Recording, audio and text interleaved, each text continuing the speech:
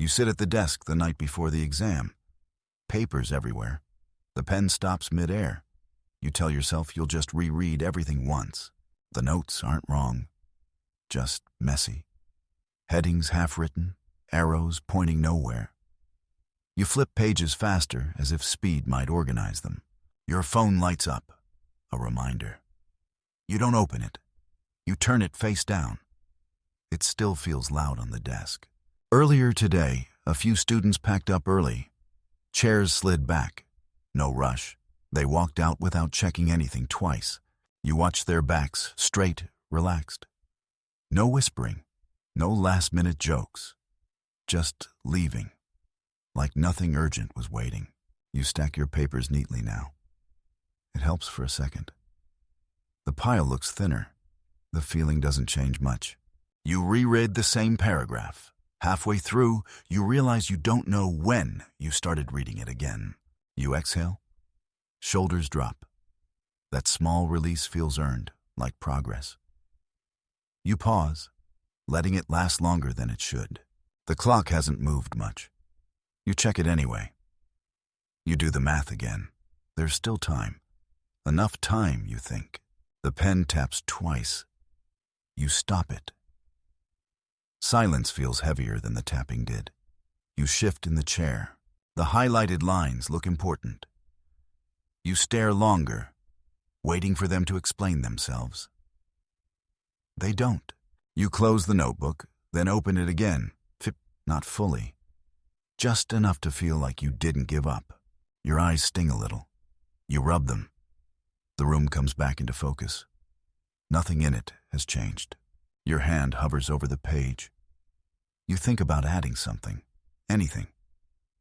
The hand stays there. You sit still longer than planned.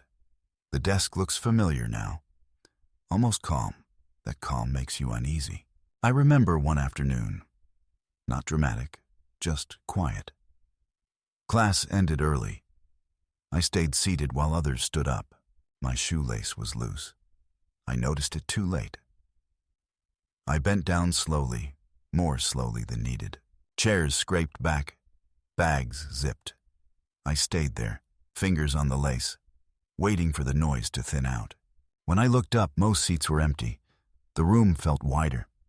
Not better, just exposed. One student near the window packed carefully. No checking the board, no counting pages, just closing things. I stopped tying the lace. My fingers froze for a second. I told myself I was almost done anyway. The teacher wiped the board. Long strokes, didn't look at anyone. Chalk dust stayed in the air. I stood up late. My bag was still open, pens showing, papers not where they should be. I pulled the straps on my shoulders. One was tighter. I didn't fix it. I walked toward the door, looking down. The floor tiles were cracked. I followed one crack the whole way. We crossed paths. They nodded once. I nodded back, half a beat slower. Outside, I stopped without meaning to. I stood there, bag still open, air hitting my face. I zipped the bag. The sound was louder than expected. I pulled it slower after that.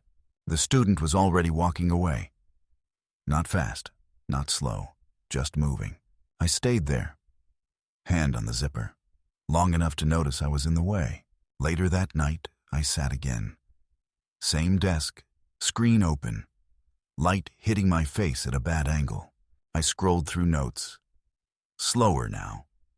My thumb hesitated before moving, like it needed permission. There was a list. Boxes still empty? I didn't read the items anymore, just counted what wasn't done. I stretched my neck, then stopped. The tension stayed. I accepted it without thinking much. I opened a new tab. Blank. I stared at it longer than the notes. It felt easier. I closed it fast. A small relief, like catching myself before something worse happened. My forehead rested on my hand. Just for a second. I stayed there until my arm got tired. I sat back up. Blinked a few times. The screen sharpened. The words didn't. I picked up my phone. Didn't unlock it. Put it back down in the same spot. Somewhere, a door closed. Footsteps passed. I stayed still, counting them without meaning to. The cursor blinked at the end of a paragraph. I thought about adding a sentence. Not what it would say. My hands left the keyboard. I put them on my thighs. They felt heavy there. I breathed out slowly. My shoulders barely moved. It didn't feel like rest. Time passed without markers. No page turned, no note finished. Just the same view. The screen dimmed a little. I moved the mouse to keep it awake. That was enough. By then, I moved to the bed. Notebook closed beside me. I didn't open it. I kept it close anyway. I looked up at the ceiling. Small cracks. I counted 2, then stopped. Counting felt unnecessary. My phone rested on my chest. Screen dark.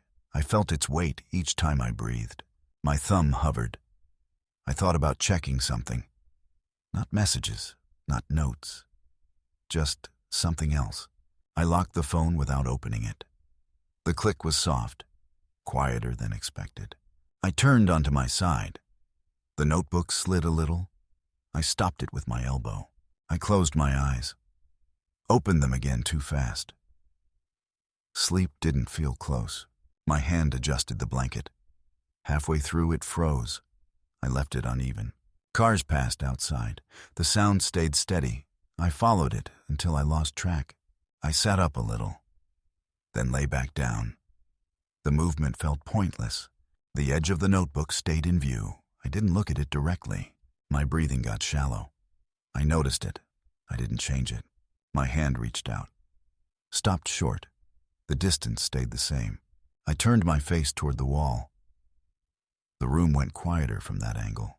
My hand stayed open on the mattress, fingers relaxed, still not moving.